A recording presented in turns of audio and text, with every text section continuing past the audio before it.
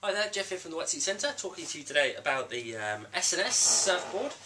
This one particularly is the Grenade.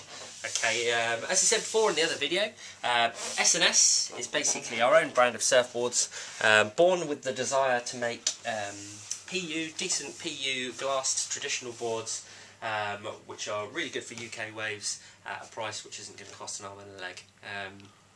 So we came up with this sort of board, so we went directly to the manufacturers in Asia and basically came up with these little puppies, which are specifically designed with UK waves in mind.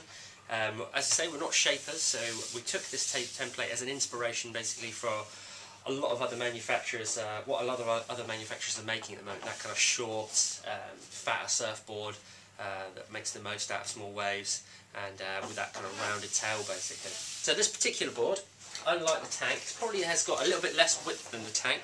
It's got more of a traditional sort of tapered tail with the sort of rounded tail there basically. But having said that, there's a lot of similarities. It's very, very wide and that width is carried right the way through the tail to the nose basically. It's going to give you a lot of float and support for your body and basically that's going to get you into waves earlier, nice and quickly. It's going to plane over those flat sections, mushy sections. It's going to make it a little bit more difficult to turn, but having said that, it's still going to, with the tail sort of tapered to that rounded tail, it's still, as long as you're surfing off your back foot, it's going to give you sort of nice drive and a little bit of sort of a loose feel. It's going to be quite skatey, so again, not fantastic for really big waves or bigger, punchier waves, but as having said it before, it's really designed for sort of making the most out of the smaller, mushier conditions.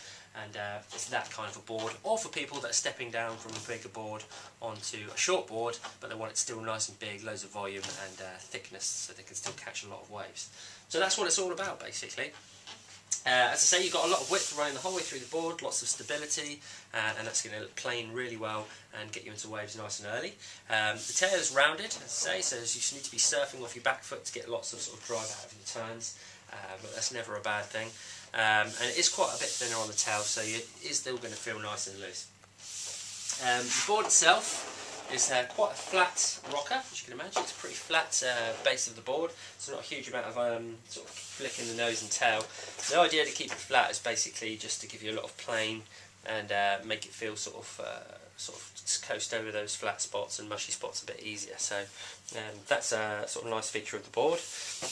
Turning it all the way over, you've got the standard thruster setup, so 3 fins, and then you think you've got double concave in this board, then it's moving through to single. So without getting too technical, basically, it's just going to help water move through the bottom of the board, make it a bit quicker.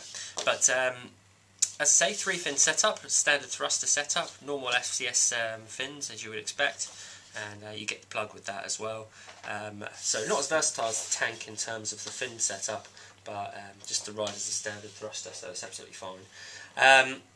The board itself then is, as I say, kind of standard template that is quite popular these days. So think of similar boards. You've got like the Weber Sonic, that's that kind of shape, that kind of wizard sleeve shape. You've got Channel Islands that make one as well. And you've got a lot of guys basically like the Spider Bomb.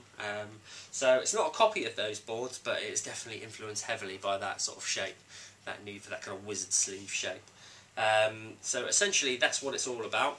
Nice full rails basically, so again it's going to take a little bit more turning, but you know, you're not going to be wanting to be as dynamic in the waves when they're sort of like 2 foot basically. So that's what it's all about. So a great board if you're looking for something for summer waves or just for sloppier conditions, and also if you're moving down off a bigger board to a smaller board and your ultimate goal is to be on a sort of short board, then this is a great sort of middle step as well. Probably a bit better than a tank at handling bigger waves, so it's a bit more of an all-rounder, but still a fantastic board in small waves as well. So that's basically the S&S Grenade surfboard for 2012.